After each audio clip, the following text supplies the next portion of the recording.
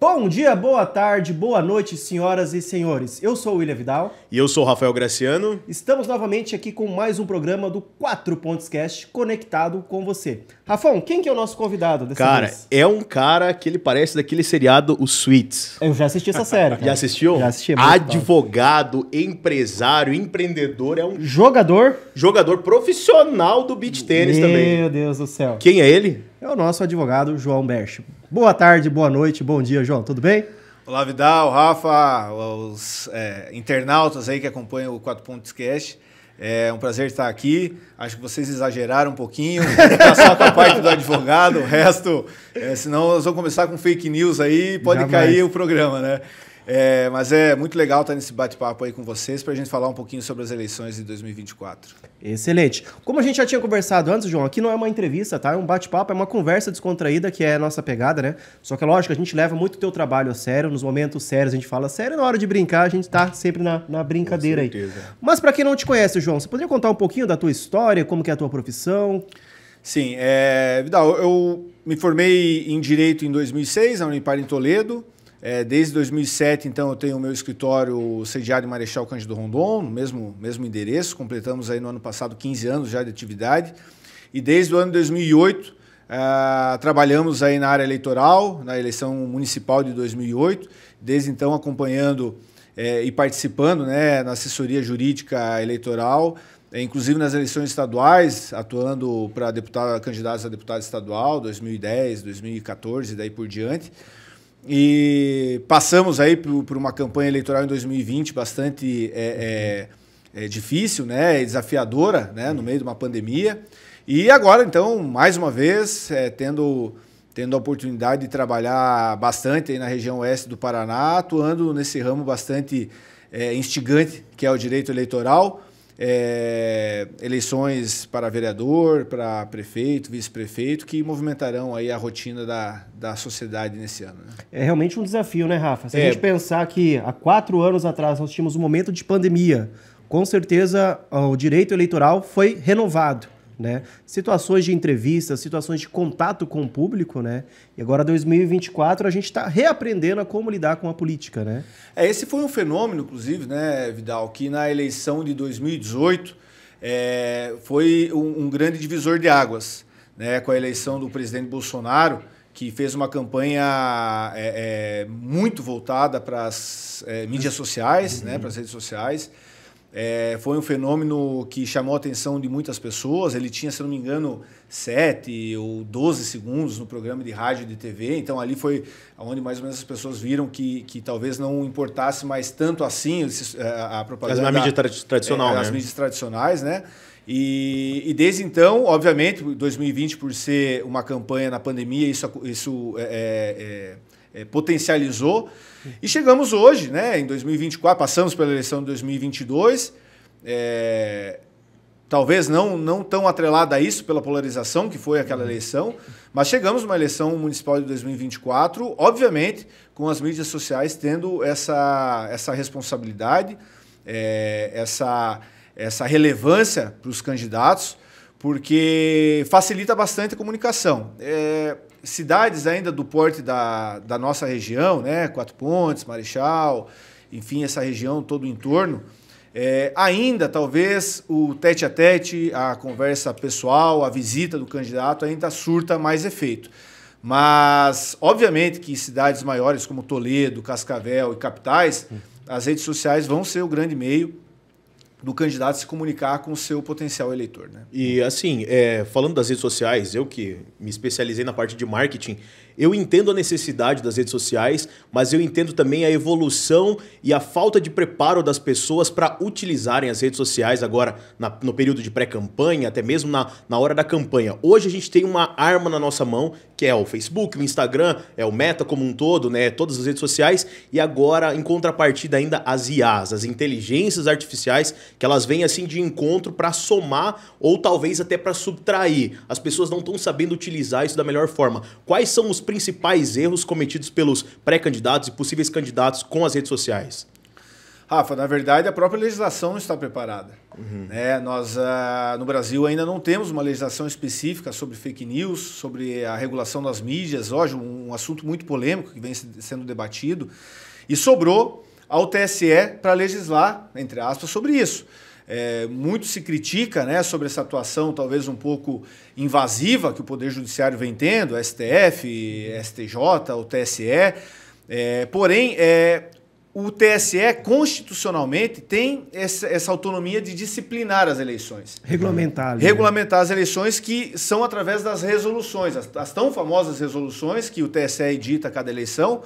E nessa vez, na semana passada, tivemos então a publicação dessas resoluções e o TSE, mais uma vez, chamando para si a responsabilidade diante a omissão do Congresso Nacional em legislar sobre esse tema, que é o uso da inteligência artificial nas eleições. Ora, se o TSE não legislar e não colocar limites sobre a utilização da inteligência artificial, obviamente teremos uma terra, né, de ninguém. Mais uma vez, na internet, e obviamente causando um prejuízo muito grave às candidaturas e, por fim, à própria democracia.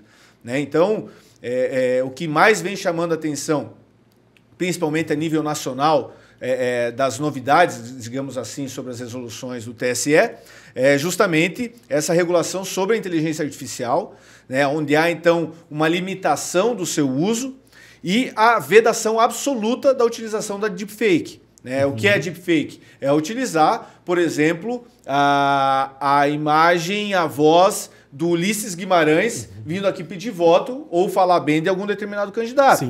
O grande case disso foi aquela propaganda da Volkswagen. Ressuscitando a Elis Regina, né? Obviamente, com a autorização da família, etc. Porém, agora no processo eleitoral, nem mesmo com autorização da família ou da própria pessoa, né, pode-se fazer o uso dessa deepfake. E a inteligência artificial, ela tem a limitação de quando for usada, ela expressamente precisa ser declarada, né, naquele videozinho, e ainda com limitações. Por exemplo, é proibido a criação de avatares dos candidatos para conversar, né, em tese com o eleitor. Eu vou criar meu site lá e a pessoa vai entrar e vai ter o meu avatar e ele vai conversar comigo virtualmente. Isso não vai ser possível, mas vai ser possível a utilização da inteligência artificial de outras formas, através de outras ferramentas, mas sempre expressamente declarado e claramente avisado ao eleitor para saber que aquilo lá, de fato, é uma inteligência artificial. Então, esse trabalho antigamente era feito pelos imitadores, né? As pessoas que tinham esse talento, né, de imitar. Mas olha só, vai vir para cá.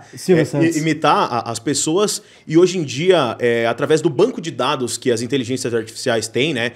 Por exemplo, a gente tem aqui os podcasts, os nossos programas. As pessoas pegam a nossa voz e utilizam ela de uma forma não apropriada para poder fazer uma propaganda eleitoral. E isso está totalmente vedado daí. Totalmente vedado, totalmente proibido.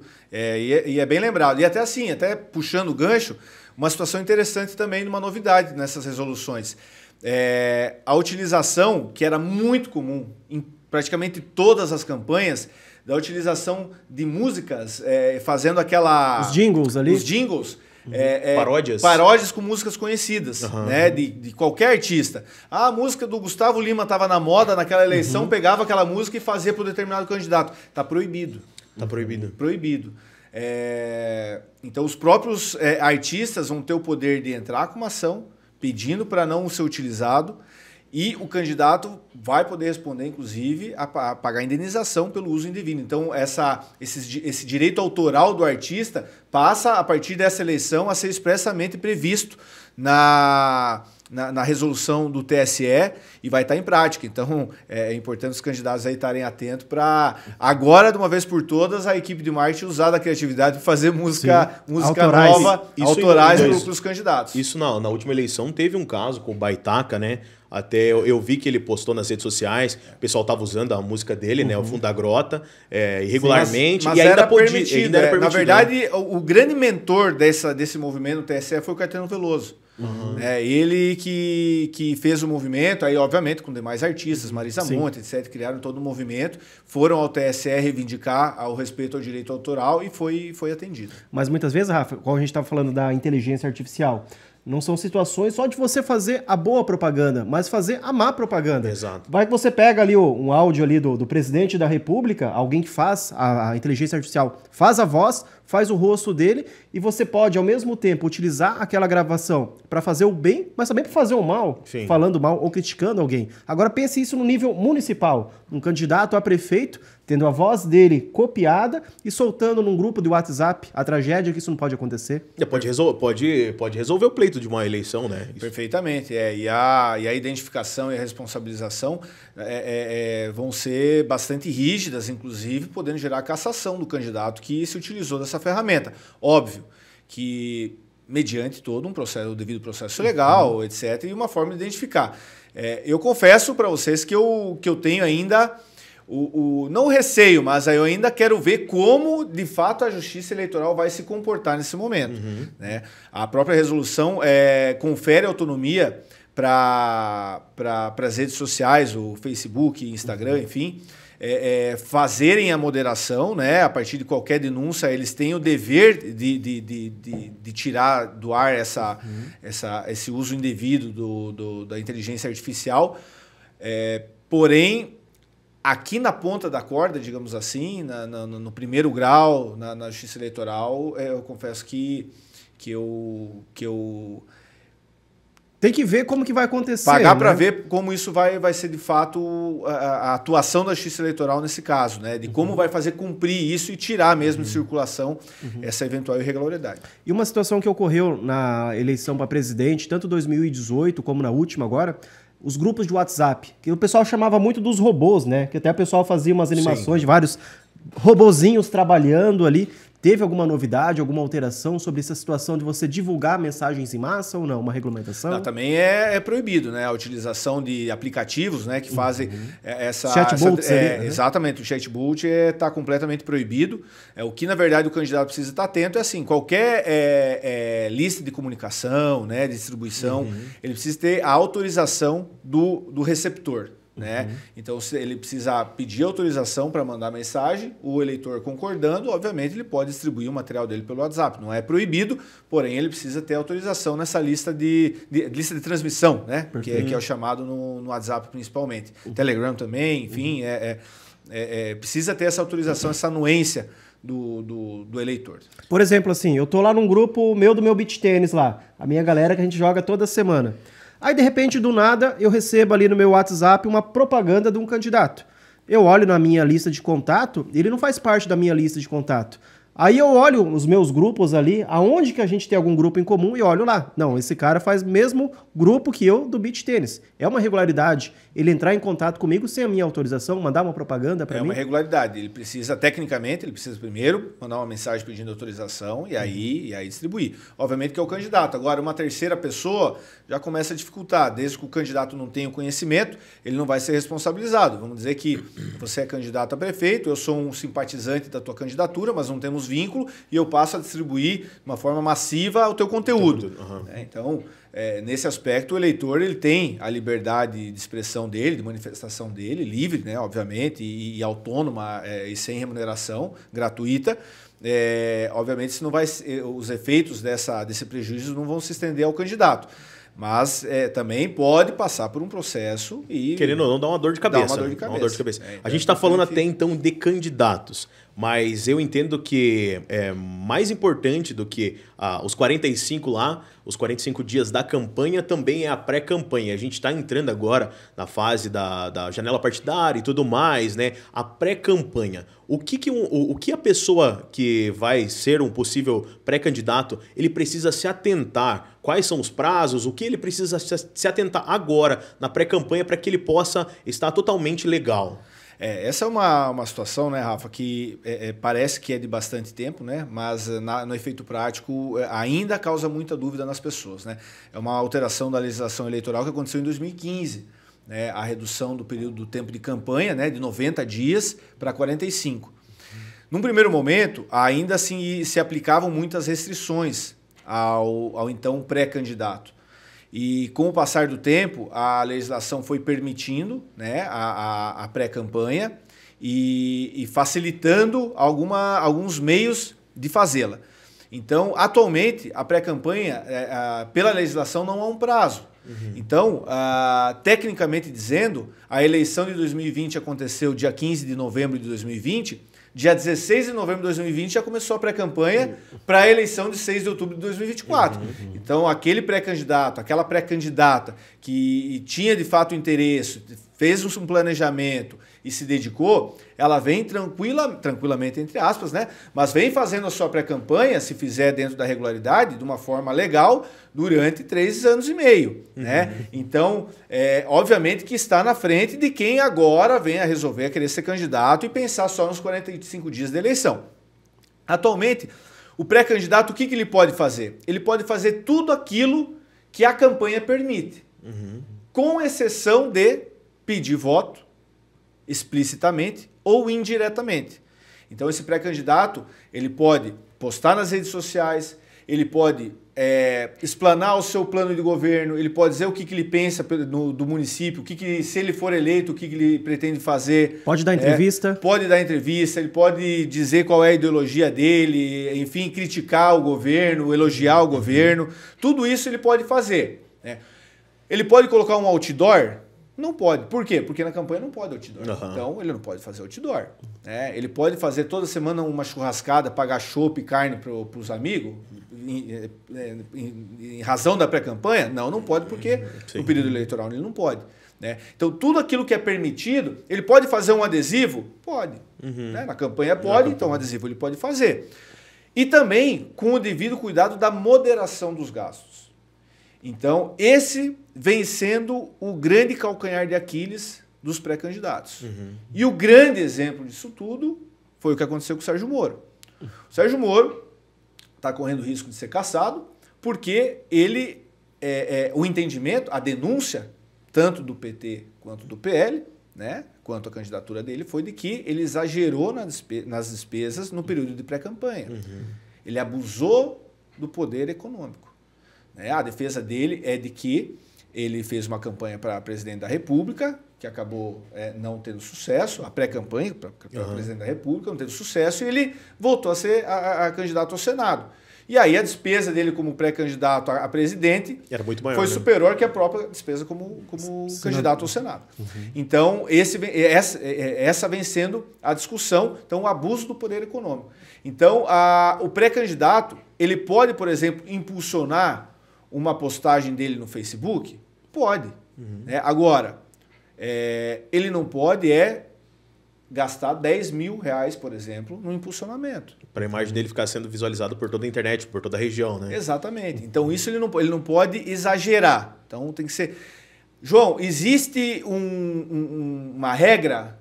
Existe uma régua? Um padrãozinho? Não existe. Infelizmente, a Justiça Eleitoral não colocou isso. Há quem diga de que 10% é um número razoável. Então, por exemplo, se aqui em 4 Pontos um candidato a vereador na eleição de 2024 pode gastar 20 mil reais, estou dando um exemplo, ele poderia, em tese, na pré-campanha, gastar 2. Isso são despesas moderadas. Então, são esses os cuidados. Agora, no mais, ele está apto a falar de política, a falar bem dele, a falar mal do adversário, né? Então, é uma conquista, na minha opinião, da pré-campanha. Porque, voltando aos anos em que a campanha era de 90 dias, eu brinco que o cara ele tinha que se esconder. Ele não podia nem dizer que ele era pré-candidato, porque poderia caracterizar uma campanha antecipada e multa.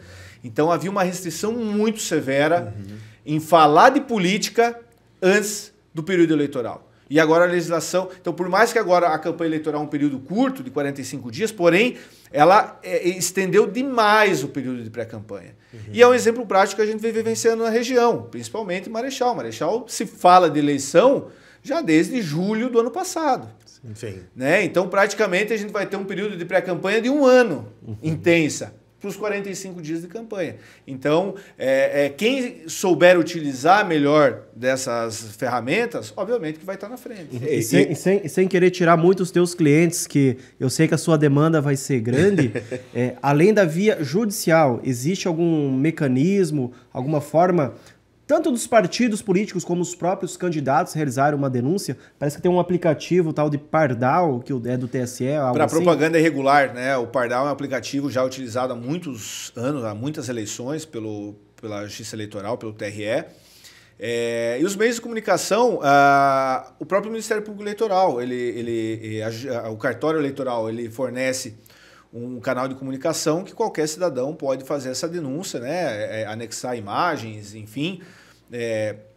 Confesso agora que não me lembro, mas obviamente que durante o período eleitoral isso vai ser divulgado com bastante massificação para o cidadão, a partir do momento que ele identificar alguma irregularidade, ele poder fazer essa denúncia, porque o eleitor é também um dos fiscais da campanha eleitoral. Porque assim, era uma coisa que até eu e o Rafa estavam falando um tempo atrás, uma outra entrevista, né?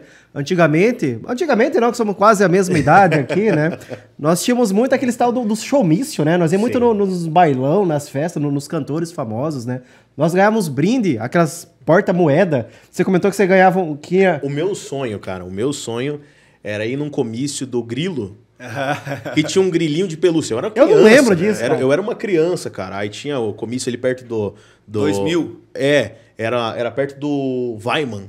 Sim. No Mercado Weiman. Tinha lá, um campo lá. E aí eu lembro, na cara... esquina, na esquina do Weiman.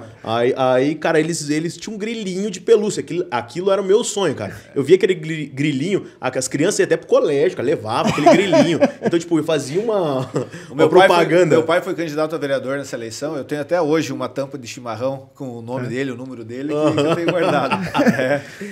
Então, essa foi uma evolução da legislação, né? Então, como bem o Rafa mencionou, antigamente era muito comum, showmício. Vinham até artistas de renome nacional fazer show aqui na região, distribuição de brindes, tudo isso atualmente proibido. Hoje, há uma crítica, né? Obviamente que a sociedade evolui, a legislação tem que evoluir, ou a partir do momento que há muitos exageros, a legislação vem e tenta interromper esses exageros, mas hoje já há uma crítica por parte da comunidade eleitoral, juristas, dos próprios políticos, de que se restringiu demais a propaganda eleitoral. Então, hoje, por vezes, você passa numa cidade, você nem sabe mais quem, no meio do período eleitoral, você nem sabe quem é candidato, o nome dos candidatos. Antigamente você sabia na entrada do município. Porque restringiu demais, e aí acaba, às vezes, prejudicando o próprio eleitor, porque quando você não permite ao candidato chegar, você acaba prejudicando o eleitor fazer a análise mais correta possível do candidato, né? Mas, enfim, isso é uma discussão acadêmica e que, né, vai acabar em algum momento chegando ao Congresso Nacional novamente, mas na prática, dizendo aqui, hoje o que o candidato pode fazer? Ele pode fazer material impresso, um jornal, um folheto, pode fazer o adesivo para o carro, para o fundo, um perfurede tapando todo o para-brisa traseiro, e para a lateral ele, se não me engano, 50 por 40 centímetros. Ele pode fazer uma bandeira de 50 por 40 também. Aliás, a bandeira, se não me engano, acho que é 4 metros quadrados. Mas só, fisicamente falando. Sim. Né? Na janela de casa, só o adesivo também pequeno, né? Então, há uma discussão também muito severa sobre isso, de que o cidadão, na sua própria residência, ele não pode colocar uma placa do tamanho que ele quiser. Pô, eu estou na minha casa. E a placa com o rosto dele só pode ter na residência dele, né? Tem essa resolução também? Não. Ou pode ser nos apoiadores também? O rosto se couber ali, pode utilizar. Pode colocar. Não tem problema. Então, há uma discussão sobre isso. E no mais, sobrou o material digital. Então, WhatsApp, Facebook, internet. Instagram, internet, site, blogs, enfim, é o que sobrou para se fazer campanha, né? Então, assim, volto a dizer, a nossa realidade, às vezes, pode até se entender que isso caiba. Mas, se você for pensar grandes centros, por exemplo, São Paulo, Rio de Janeiro, favelas, a população sem acesso à internet, sem acesso a um celular, a um computador, a um notebook, como é que esse cidadão vai ter conhecimento das propostas do candidato? Nem sabe qual são as opções. Então, assim, volto a dizer, é uma discussão muito mais na esfera acadêmica, mas aqui na prática o que temos hoje, o que tem hoje para uma campanha eleitoral é isso. Mas uma coisa que eu achava muito feia, eu acho que até tá proibido, né, doutor? Não sei se tu vai lembrar, Rafa. Maioria das pessoas deixa para escolher, isso falando de uma forma espontânea, no último momento, eu tenho que, hoje é domingo, eu tenho que votar, eu vou pegar o primeiro papelzinho que tenho na rua para votar no meu candidato para prefeito, vereador, presidente da República. Lembra que passava um pessoal de madrugada jogando caixas de santinhos no chão, ficava aquela lixaiada. Isso foi proibido também, né? Sempre foi. A questão, o que acontece hoje, na minha opinião, Vidal, é o seguinte. Hoje está muito mais fácil de se identificar.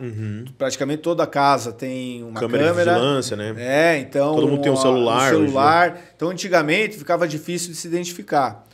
O derramamento de santinho caracteriza boca de urna. É uma pena gravíssima para quem comete. Então, essa fiscalização que se intensificou pelos meios digitais, seja pelo celular ou por câmeras, eu acho que inibiu e vem inibindo bastante. Eu acho também um pouco de conscientização da população. Não vai ser isso que vai mudar o resultado de uma eleição, obviamente.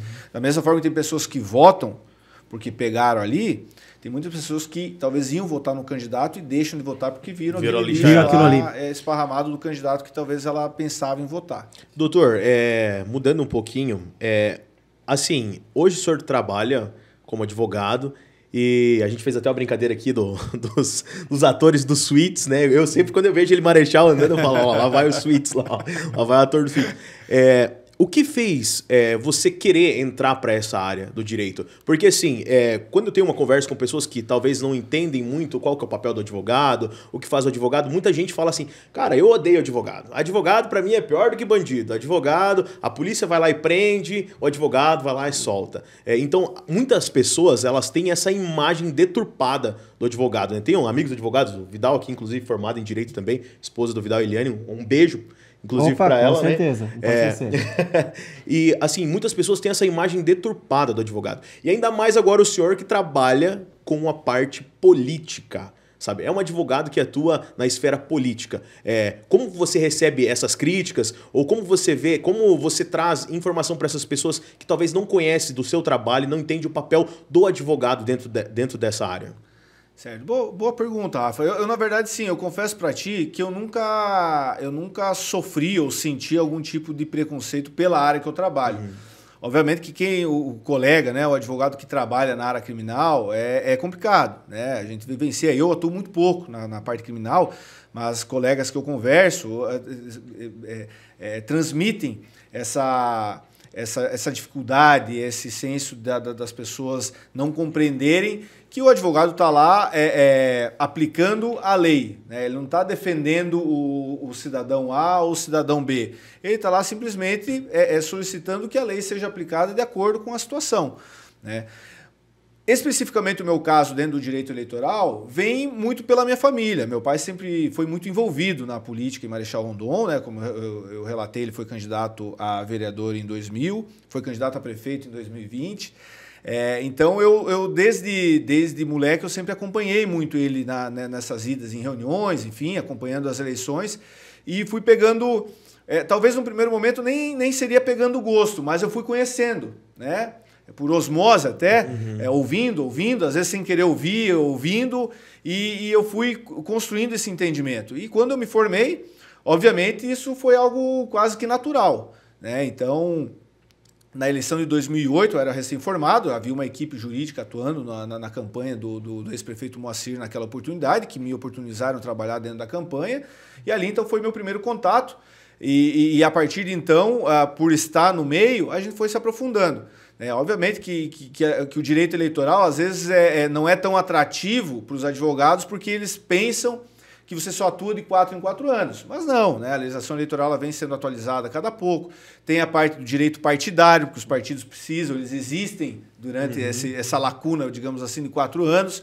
Então eu identifiquei aí um nicho de mercado, me especializei, e hoje a gente acaba tendo essa oportunidade de atuar de uma forma mais veemente, justamente porque a gente, durante esse período de 4 anos, ou de 2 em 2 anos a cada eleição, a gente vem se atualizando e tentando entender o cenário, né? Então, a legislação, às vezes, acaba se modificando. Essa é uma eleição agora de 2024, que a legislação mudou muito pouco. Até, talvez, na história da redemocratização brasileira, talvez essa seja a eleição com o menor número de alterações legislativas de uma eleição para outra. Tá? Então, isso é uma dificuldade também, né? Inclusive, há uma expectativa muito grande que para o segundo semestre ocorra a votação do novo Código Eleitoral, então que unifique toda essa legislação eleitoral, uma legislação muito esparsa, são muitas leis, são as próprias resoluções do TSE, então há uma expectativa que o novo Código Eleitoral unifique tudo isso e facilita um pouco mais a compreensão da própria população. A gente percebe que às vezes os próprios juízes também sentem uma dificuldade, acompanhando a discussão da votação que teve no STF há algumas semanas atrás sobre a sobra das sobras, né? A gente percebia que os próprios ministros tinham dificuldade de entender o que estava sendo discutido. Então, tu imagina o eleitor, tu imagina o candidato, né, aqui no interior do estado do Paraná, compreender as regras do jogo, né? Mas, voltando à tua pergunta especificamente, eu confesso que por atuar na área eleitoral, na área do direito público, direito administrativo, eu não senti esse tipo de afastamento ou de alguma crítica mais severa sobre a minha atuação. Né? E hoje a gente vê muitas pessoas criticando o STF, STJ, sabe, todo o cenário, né? Como o senhor, que tem a formação de advogado e tudo mais, vê a atuação desses órgãos hoje dentro do nosso país? Muito se fala, muito se critica, e como está a atuação deles, principalmente agora para essa eleição de 2024? O senhor vê positivamente? Como é que está a sua visão como advogado desses órgãos para a eleição de 2024? Eu confesso, Rafa, para ti que eu não tenho, eu respeito absolutamente tanto colegas advogados como qualquer cidadão que tem essa visão mais crítica, mais ácida ao... Vamos direcionar, num primeiro momento, de uma forma direta ao STF, né? E do STF vamos resumir o todo. Essa teoria da conspiração não passa na minha cabeça. Porque eu faço a análise do que aconteceu no ano de 2014, salvo engano, que foi o que aconteceu com o Lula, quando o Lula foi nomeado ministro da Casa Civil e o STF impediu. Né? Na época, o STF impediu o Lula. Né? Para ele ter o foro, né? Exatamente. Se presumiu que fosse por isso. Então, assim, eu vejo que, naquele momento, sem querer cair nessa polarização, mas naquele momento a esquerda se sentia perseguida pelo STF, pela Rede Globo, né? Pelo Judiciário, pelo Congresso, enfim. Eu lembro o William Bonner de toda manchete era batendo no Lula. O PT, na campanha do Haddad, que o Haddad perde o Bolsonaro em 2018, fez um dossiê e contou por quantos minutos ficou aquela imagem do cano do Petrolão e no Jornal Nacional que falava, não lembro agora, foram horas, né? Eles fizeram um dossiê para dizer, olha só o abuso do poder das mídias, tal. Então, naquela época, a esquerda se sentia prejudicada, agora é a direita, agora são os apoiadores do Bolsonaro. Então, assim, não quero entrar no mérito das decisões especificamente, mas eu não vejo essa teoria de conspiração, que hoje a mídia, o STF, todos são de esquerda perseguindo a direita. Assim como eu não via isso lá atrás, no governo Dilma, pelo lado da esquerda que achava que todo o Poder Judiciário era de direita e a Globo era de direita. São ciclos, são decisões, são seres humanos que estão lá decidindo. Obviamente que eu não concordo com muitas decisões, não concordo. Mas eu respeito e o fato de eu não concordar não quer dizer que eu acho que exista uma perseguição ou um plano maquiavélico de poder, né? Minha opinião. Então eu vejo assim com bastante razoabilidade, eu acho que é uma fase que o país está passando e que em breve vai ser superada. Mas assim, esperamos. Falando da área do senhor em si, tu percebeu que o interesse da população no geral por política melhorou? Isso de uma forma geral? Porque assim, na melhorou, faculdade... eu acho que não, acho que aumentou. Aumentou acho o que interesse, né? O aditivo aí, né? Acho que não era bem esse, acho que aumentou. Porque até na minha faculdade de 2018 que eu terminei, o direito eleitoral era optativo. Sim. Então você escolhia você estudar isso ou não. E é um tema hoje em dia que você pode ir no boteco, você pode ir no futebol, aonde você vai, o pessoal está comentando de política. Então aumentou o interesse da população. Não, com certeza, isso sim, né? Aumentou a informação, talvez pelos próprios meios de comunicação, obviamente. Eu confesso para ti que na época da faculdade eu tinha que fazer muito esforço para eu me lembrar o nome dos 11 ministros do STF. Hoje qualquer pessoa sabe. A grande maioria da população pode não lembrar absolutamente dos 11. Mas tu falou o nome, o que essa pessoa é? Fala, não, esse é ministro do STF. Então, a informação vem chegando, o conhecimento das pessoas sobre é um fator positivo. Agora, atrelado a isso, as redes sociais vêm aí com um monte de achologista. As pessoas acham que entendem de tudo. Sim. Acham que entendem da economia da Argentina, da guerra na Ucrânia, do agronegócio, da guerra Israel-Hamas, da decisão do STF, do TSE. Lógico, a opinião, desde que com razoabilidade e sem qualquer ofensa, é opinião. Livre direito, exatamente. O problema são esses extremismos nessas discussões. Né? Mas, certamente, há uma curiosidade, há um aguçamento da população sobre temas que antigamente, obviamente, passavam alheio a qualquer cidadão comum. Né? Se discute hoje política como se discute futebol, religião. Infelizmente, às vezes atrelado uma a outra, mas se discute.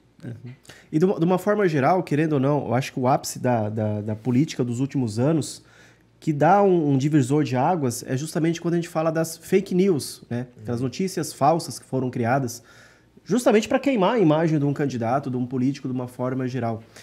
Esse ano foi mais apertado a regulamentação, a situação de denúncia, de punibilidade, ou ainda não? Porque fake news, não existe o crime de fake news, né? Vai existir os crimes contra a honra relacionados a isso. Mas na esfera política... A legislação eleitoral teve uma novidade, se eu não me engano, em 2021, que inseriu no Código Eleitoral o crime de calúnia e difamação, injúria, com a finalidade eleitoral. Antigamente, qualquer cidadão que cometesse esse tipo de crime durante a eleição, ou acusando, ofendendo um determinado candidato, se enquadrava lá na normativa comum do Código Penal. E a partir de 2021, esse crime foi inserido no Código Eleitoral com a finalidade eleitoral e de uma forma mais gravosa as sanções.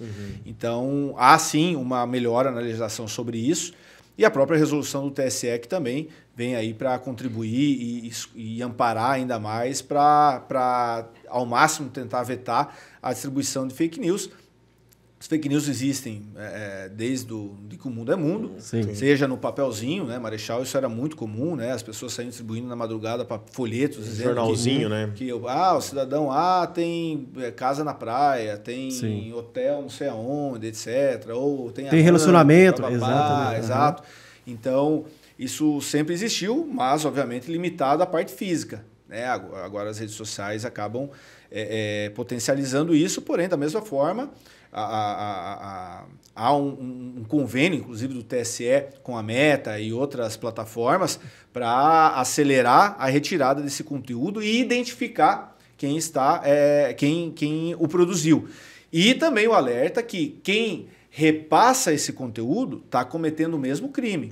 Então, eu recebi aqui uma fake news no grupo lá e vou passar para frente. Não fui eu que fiz, vou passar para frente.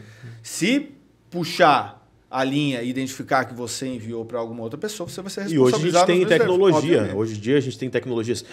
Eu que trabalho com marketing, a gente vê que muitos candidatos, hoje, ainda mais com essa polarização que a gente está vivendo no cenário atual brasileiro, muitos candidatos eles não se preocupam em transmitir a boa imagem deles, mas eles têm a maior preocupação em transmitir a má imagem do seu opositor. Isso, Rafa, é interessante porque na campanha eleitoral ela é permitida a crítica, a propaganda negativa do seu adversário, porém na forma orgânica. Na forma impulsionada, o candidato não pode impulsionar a propaganda negativa do seu adversário. Né? Então, isso também às vezes passa desapercebido. E quem não tem uma boa assessoria no seu marketing, na sua contabilidade, no seu jurídico, vai ter dificuldades.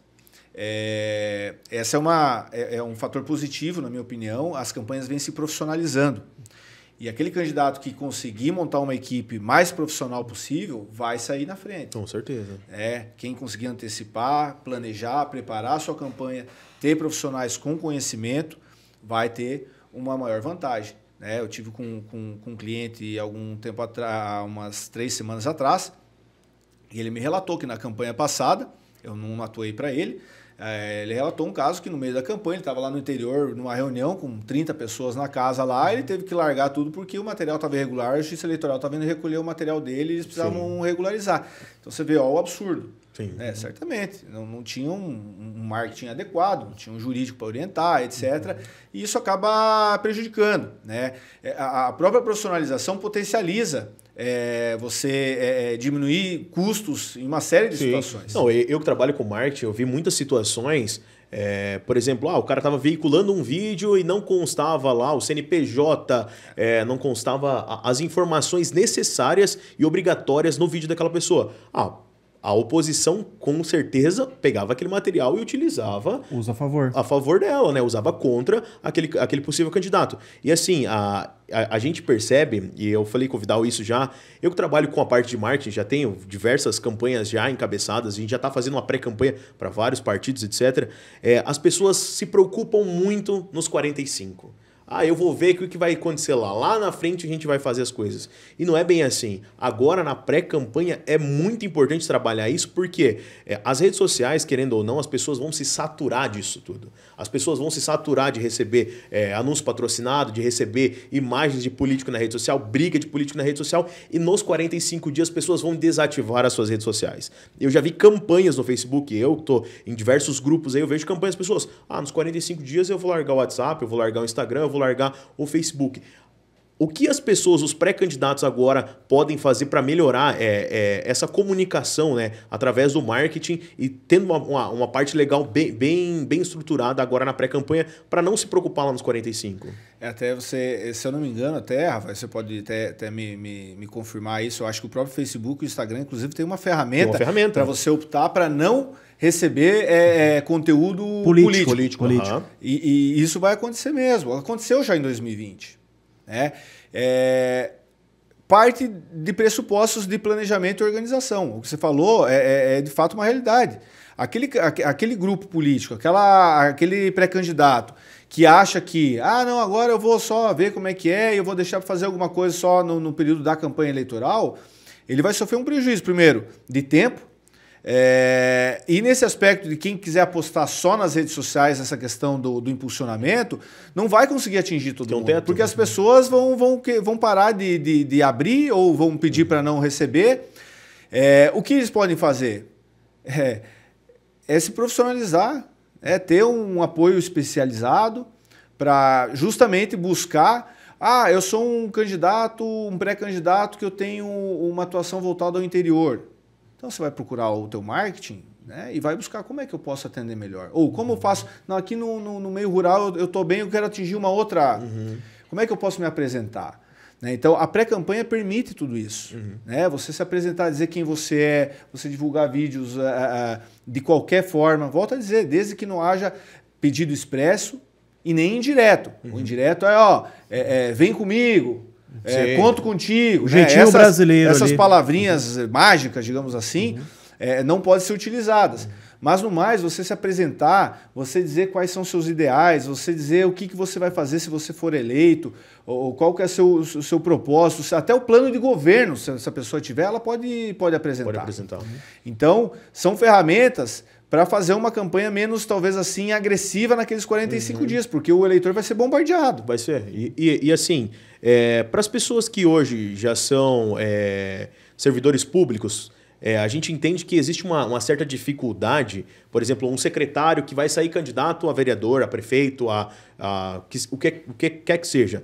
Ele tem uma certa dificuldade a mais em estar trabalhando a sua imagem, o seu marketing, porque assim existe uma resolução para a utilização da máquina pública para fazer campanha. Né? A pessoa não pode utilizar dos meios públicos para estar fazendo uma autoimagem, uma autoimagem, sabe? Tipo, divulgando a sua própria imagem. Como essa pessoa pode trabalhar isso? Veja bem, vamos pegar um exemplo de um secretário municipal. Tá? Ele pode tranquilamente usar as suas redes sociais particulares.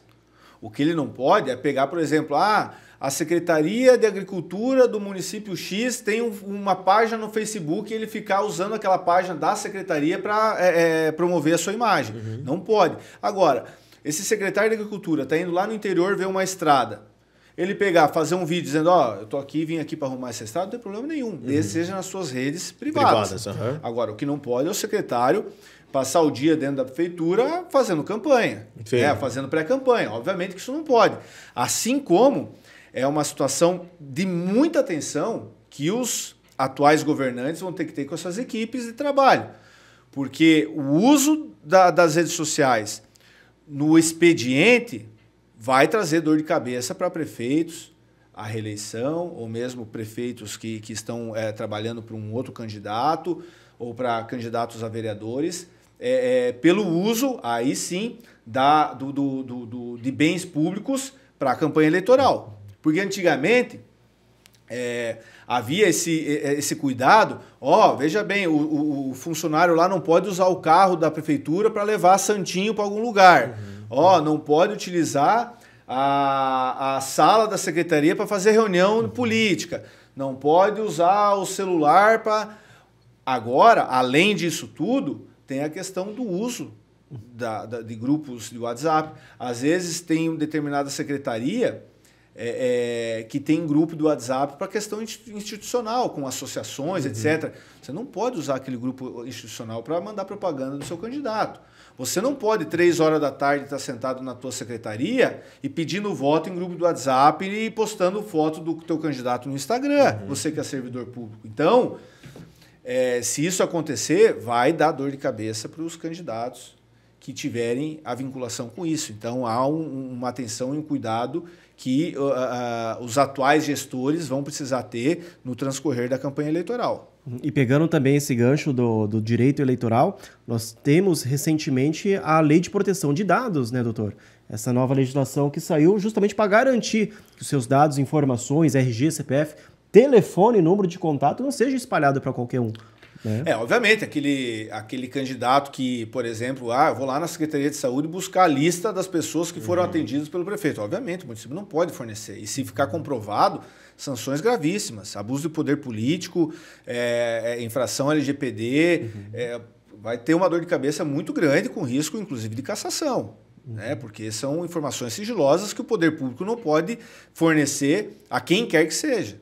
E você que já atua nessa área, quais são os principais erros cometidos, por exemplo, por uma majoritária que resultam em multas? Quais são os principais crimes eleitorais, ou quais são os principais erros que são cometidos e que a gente pode elencar aqui 3, 4, 5 para a gente poder saber quais são os principais? Rafa, eu acho que dá para dividir em 2 partes. Primeiro, falar de quem é candidato de oposição.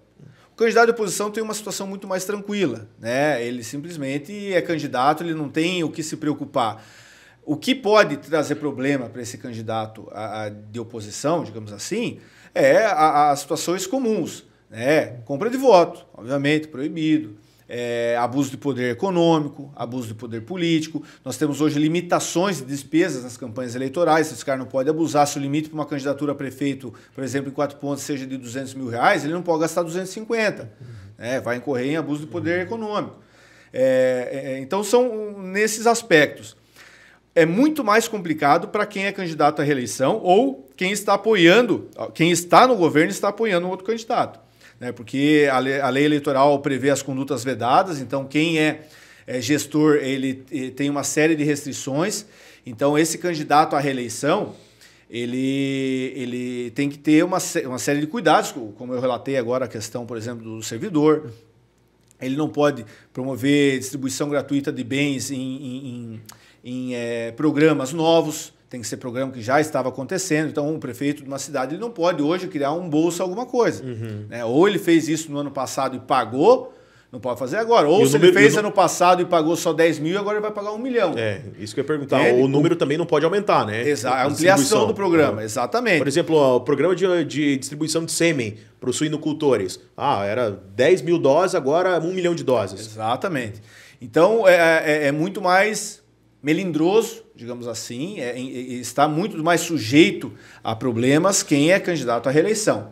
Até por isso também a gente vê com bons olhos esse projeto que está tramitando, né, dentro do Congresso Nacional de fim da reeleição. Eu sou completamente a favor. na minha opinião, 4 anos, sem reeleição, eleições a cada 2 anos, como é no momento, e você, com isso, você consegue extinguir algumas condutas vedadas, né? Que hoje as condutas vedadas só existem porque existe reeleição. Né? Vai ter uma preocupação a menos, né? Você tira uma... Exatamente. Ele faz o dele, que seja ali nos 5 anos, garantindo que só fez 5 anos ali, estou indo embora. Agora, muitos ali trabalham 4 anos, quer dizer, 3 anos e meio praticamente, né? Que o último ano ali ele só vai se preocupar para tentar se reeleger. Então ele vai ficar 8 anos no poder ali e acaba causando ali um grande prejuízo. Um gancho também que o Rafael comentou, a situação de muitas vezes os prefeitos, principalmente, o majoritário executivo, deixa para gastar com o marketing só no último ano, né? Extrapolando todos aqueles valores que ele estava gastando nos últimos 3 anos. Essa é uma conduta vedada também, né? Atender essa média. A média dos 3 últimos anos, se eu não me engano, multiplicado por 6. Né? Então, até a legislação melhorou. Antigamente, é uma lei que foi alterada, salvo engano, em 2021.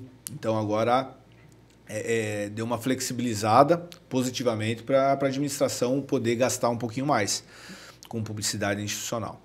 Então, mas são cuidados, obviamente, são cuidados que quem está no comando do município atualmente vai precisar ter, independentemente se ele é candidato à reeleição ou não. São e dentro dessas novidade entre aspas, porque são coisas que já ocorriam, mas eu acho que hoje a fiscalização ainda maior é sobre a cota de gênero, né? Porque sempre eles arrumavam aquelas, por exemplo, mulheres sempre foram minoria. Então eles arrumavam lá a Dona Maria só para dar o nome dela.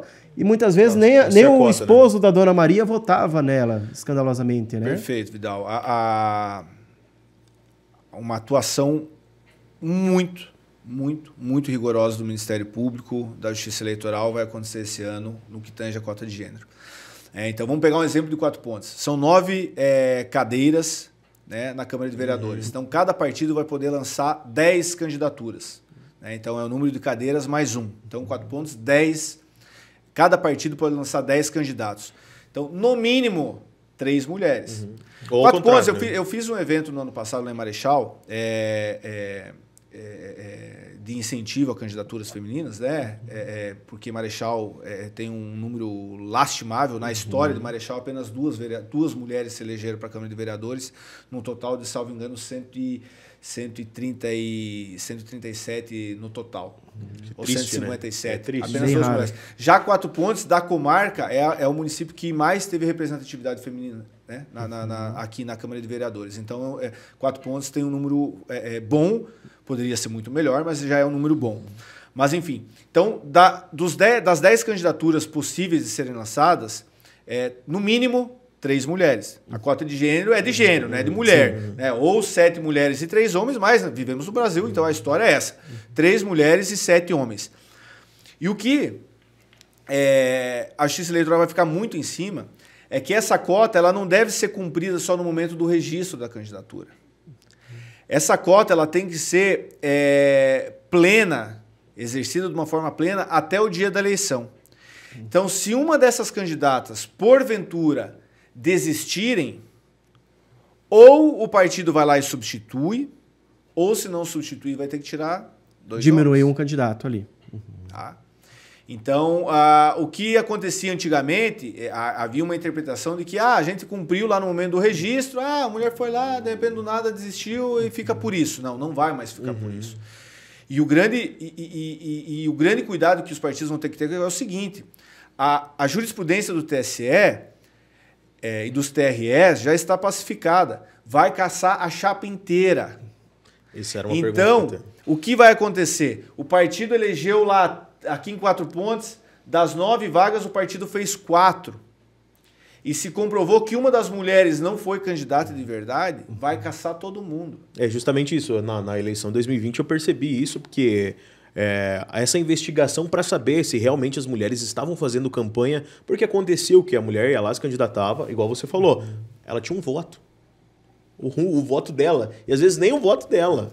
E hoje tem como comprovar. Vai lá no Facebook dela. vai lá no Facebook dela pedindo voto pro colega de partido. Ou só postou trivialidades, não falou nada da campanha dela. No Instagram, a mesma coisa. No WhatsApp, ninguém tem um print dela pedindo voto.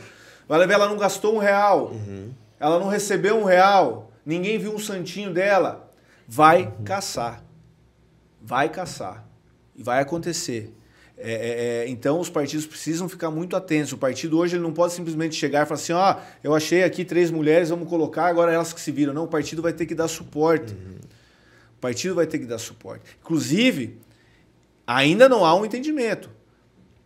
Mas há vertente já dentro do TSE de que, inclusive, o presidente do partido pode ser responsabilizado por essa fraude, que vai ser dever dele fazer essa gestão e essa fiscalização.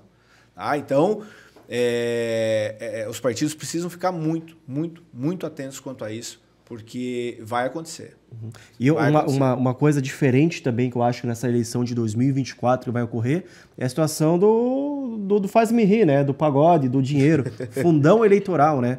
Querendo ou não, todos os anos você tem um aumento ali do dinheiro público investido, né, em campanhas. E as fiscalizações também serão mais fortes nesse sentido ou não? Vidal, assim, o fundo eleitoral... Para quem não entende de fundo eleitoral, são 2 tipos de financiamentos, né? O fundo especial e o fundo eleitoral. O mais prático agora é o fundo eleitoral, né? Então vai vir a verba do fundo eleitoral. Essa é uma verba, Vidal, que ela vem muito transparente. Inclusive a resolução do TSE vai exigir agora que os diretórios informem como eles vão fazer o repasse e tem que prestar contas no site. Então todos vão saber. Enfim, vamos dizer que o partido aqui em 4 Pontos receba 50 mil do fundo eleitoral. Vai cair direto na conta, ele vai ter que apresentar a nota fiscal de tudo que ele gastou, assim como a campanha como um todo. Então, esse valor do fundo eleitoral eu não vejo com tanto problema, né? A questão é o Caixa 2. Então, é aquele dinheiro que vai estar por fora, né? Que não vai passar pela prestação de contas. Então, obviamente que uma campanha que declarou R$5 mil de despesa e você viu 500 cabos eleitoral na cidade, vai ter esse tipo de problema. Cadê a declaração desses cabos eleitorais? E até mesmo as doações, né, para o partido, as doações para o candidato, né? Para o candidato. Então, essas doações, os limites continuam os mesmos, né? A pessoa física pode doar até 10% do que ela declarou no imposto de renda no ano anterior. O candidato pode colocar 10% do limite do que ele pode gastar. Ele não pode colocar tudo, essa é uma mudança da legislação também, porque o Dória, quando ele se elegeu prefeito, ele bancou toda a campanha. Sozinho, sim. Então aí o Congresso, né, viu, peraí, mas aí nós estamos priorizando ou beneficiando o cara que tem dinheiro em detrimento daquele que não tem. Então, por causa disso, limitaram a 10%. CNPJ, empresas... Empresa completamente alijada, não pode dar dinheiro e nem fornecer gratuitamente qualquer tipo de serviço. E não pode nem fazer propaganda. Tá? Então, esse também é um outro cuidado. As resoluções também vieram trazer implicações severas ao empresário que coage o seu empregado para votar em determinado candidato ou privilegia um candidato em detrimento do outro. Tem problema nenhum um candidato entrar numa empresa pedir voto, só que ele tem que permitir que todos assim o façam. Tá? A empresa é minha, só entra quem eu quero. No período eleitoral, não. Ou você proíbe todo mundo, ou se você permitir uma pessoa, você vai ter que permitir todo mundo, todos os candidatos. Então, são cuidados que, inclusive, as empresas precisam ter. Eu tenho o meu carro aqui, tá no meu CNPJ, vou manter adesivo do meu candidato. Não pode. E os veículos de comunicação com a imparcialidade, como é que vai funcionar isso? Sobre as rádios e televisões, por serem órgãos de concessão pública, eles precisam dar tratamento isonômico. Seja na pré-campanha ou durante a própria campanha eleitoral, uma emissora de rádio pode entrevistar um candidato a prefeito, porém ele tem que dar o mesmo espaço ao outro candidato, assim como, eventualmente, candidatos a vereador. Lógico, vereador é complicado, é um número um pouco maior, mas o parâmetro é esse, tratamento isonômico e igualitário entre os candidatos. João, tem uma situação, eu sou ruim de matemática, não sei o Rafão é um gênio danado, cara. Não, o gênio tá ali, ó. Tá atrás então vamos copiar dele a calculadora. Tem um fato que aconteceu ali em Guaíra, inclusive, que era um cara muito amigo meu da infância lá, um radialista, e ele saiu candidato a vereador, fez excelente número. Só que quando chegou no pós-eleição, nós todo mundo comemorando ali a vitória dele ali, ele não conseguiu entrar devido a uma situação do quociente eleitoral. Coeficiente eleitoral, né? E teve até uma situação, agora o pessoal fala muito do negócio de 80-20, que eu não entendi. Você pode explicar para nós como que funciona essa situação? Exato, Vidal. É uma situação, de certa forma, recente, que são as chamadas cláusulas de barreira. As cláusulas de barreira elas foram criadas para evitar aquele efeito manada na votação, puxador de voto, né? Um paralelo que podemos fazer, que foi o que aconteceu com o candidato a deputado federal Enéas no ano de 2002, que fez mais de 1,5 milhão de votos e carregou consigo para a Câmara Federal um candidato a deputado federal do estado de São Paulo que fez 275 votos. O próprio Tiririca, né? Tiririca também é um exemplo. Então, antigamente não existia, então até o ano de, também, se eu não me engano, de 2016, não existiam cláusulas de barreira. Tá? Então, a partir de então se criou. E o que são essas cláusulas de barreira? São percentuais que os candidatos e os partidos precisam cumprir. Tá? Então, essa situação que você relatou, desse teu colega candidato a vereador, provavelmente ele incidiu numa dessas cláusulas de barreira, ou seu partido, provavelmente. Que é um exemplo prático também que aconteceu no município de Toledo, onde a candidata a vereadora Marli foi a candidata mais votada entre homens e mulheres no município de Toledo e acabou não se elegendo porque o seu partido não atingiu o quociente eleitoral. Então, vamos lá. A famosa legenda.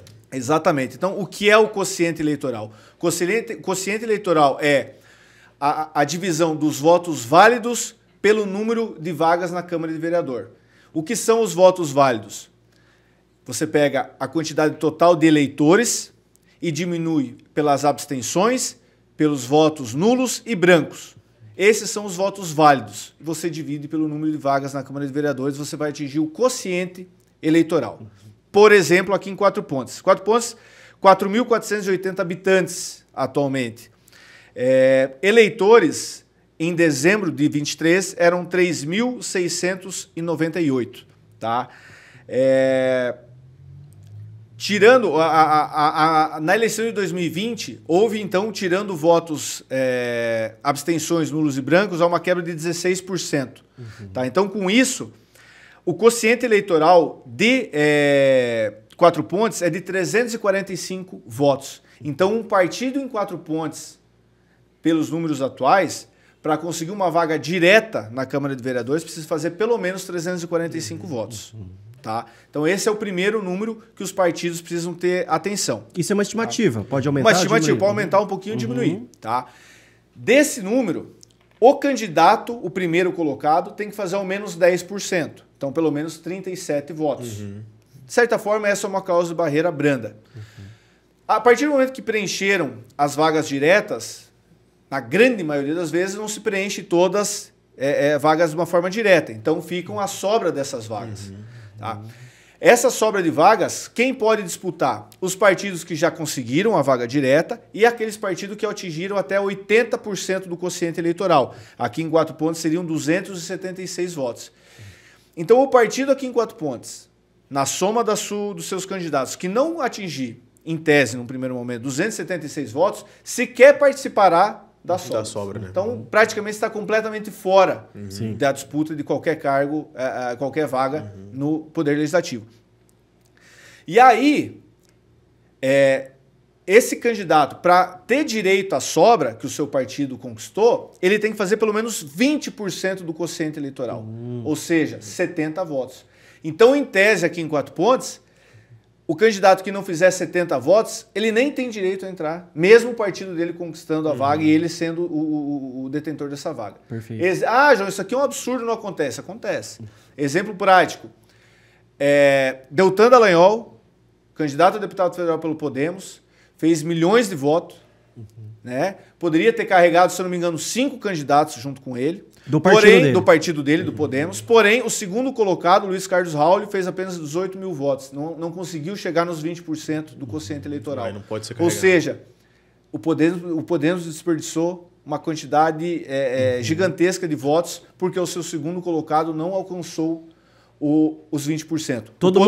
O Podemos conseguiu o quociente, o Deltan conseguiu os 10%, o Podemos conseguiu 80%, mas chegou no 20%, o candidato não conquistou. Então, o que isso quer dizer? Quer dizer que os pré-candidatos precisam estar atentos às construções que os partidos estão fazendo.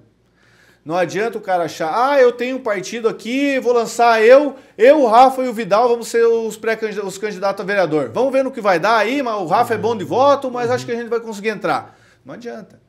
Né? Se o partido não atingir o quociente eleitoral, não consegue a vaga direta, não atingiu 80%, nem da sobra participa. Não adianta eu ter só o tiririca ali, puxador de voto, e os outros não foram fortes também. Isso foi uma metodologia angariar candidatos no passado muito grande. Vem pro meu partido que lá tá o Tiririca, lá tá o Enéas, lá tá o Deltan Dallagnol, vem porque ele vai fazer legenda e vai entrar que um cara com pouco voto. E acontecia, se vendia, mas acontecia. Hoje não acontece mais. Então esse fenômeno, né, por isso que eu volto a dizer da profissionalização. Os partidos, os pré-candidatos precisam estar bem amparados para justamente ter conhecimento. Não adianta ir para uma disputa eleitoral sem saber as regras do jogo. Tá? Então precisa saber como se posicionar, em que partido se filiar. E os próprios partidos, que às vezes são de uma mesma base, entender? Às vezes o Rafa no partido A, o Vidal no partido A, não se elege, mas se ele vai no partido B, às vezes ele se elege. Saber depois na distribuição. Exatamente. E o próprio partido ter noção de que às vezes ele, com a melhor distribuição possível desses candidatos, ele consegue conquistar mais vagas. Ele desperdiça menos votos, né, nessa formatação. Então é uma dificuldade que a gente percebe praticamente em todos os municípios desse desconhecimento do quociente eleitoral e das cláusulas de barreira, que é uma informação muito importante para quem quer fazer o planejamento mais adequado para a sua campanha. E é justamente isso, se torna algo muito mais profissionalizado. Você precisa de profissionais que estejam capacitados, que saibam como é que funciona as regras do jogo para você colocar dentro do seu time, né? E justamente isso vai ser um jogo de xadrez. Vai ser um jogo de damas ali. Você vai ter que saber aonde mover as peças e qual candidato, por exemplo, igual você falou, se eu tenho dois partidos, vamos supor, dois partidos A e B aqui, eu tenho dois bons puxadores de voto. Cara, não vai compensar eu colocar os dois juntos ali, ou vou ter que saber dosar qual vai para qual partido para ter um maior número. E às vezes você pega, por exemplo, uma disputa equilibrada entre vereadores de dois grupos antagonistas. Vamos dar um exemplo aqui de 4 pontos, por exemplo. Situação oposição, são 9 vagas. Às vezes, essa estratégia bem feita vai garantir os 5-4 para você na Câmara, Exato. A maioria na Câmara. Ou você não prestando atenção e utilizar a metodologia errada, você pode, às vezes, ser o prefeito, mas ter a minoria na Câmara. Né? E aí, como é que vai trabalhar? Exatamente. Vai ter que, lógico, trabalhar consegue trabalhar, mas com dificuldade, né? Onde, de repente, você tendo a maioria, uma condição mais tranquila de trabalho, você vai partir no início do mandato com a Câmara em minoria. Né? Então, são ferramentas que estão à disposição dos candidatos, mas que eles precisam saber utilizar. Volto a dizer, tem que conhecer a regra do jogo para depois aplicá-la da melhor forma possível. E quem conseguir fazer da melhor forma, obviamente, vai ter os melhores resultados no dia 7 de outubro. Né? Aliás, no dia 6 de outubro, depois das 17h30. Exatamente. Da mesma forma que muitas vezes a gente fica tão triste com a política em si, né? Ao mesmo tempo a gente fica feliz porque a gente vê assim, inovações. Aquela ideia da velha política, do voto de cabresco. Você vai lá, vota em mim que eu vou te dar aqui a notinha quando você sair da urna eletrônica, né? Querendo ou não, o direito eleitoral é gostoso por causa disso, né? Cada ano vem uma novidade. Tem as dificuldades, mas em contrapartida tem um mecanismo para tentar coibir aquela ideia da velha política, né, João? Não, com certeza. Eu volto a dizer, é uma crítica que a grande maioria tem ao Congresso Nacional em virtude da sua omissão, né? E às vezes acaba sobrando para o TSE, para o Poder Judiciário, fixar entendimentos para solucionar algumas omissões para melhorar. Obviamente, a intenção sempre é que a eleição ela ocorra da forma mais isonômica possível, para justamente que se sobressaia a vontade da população.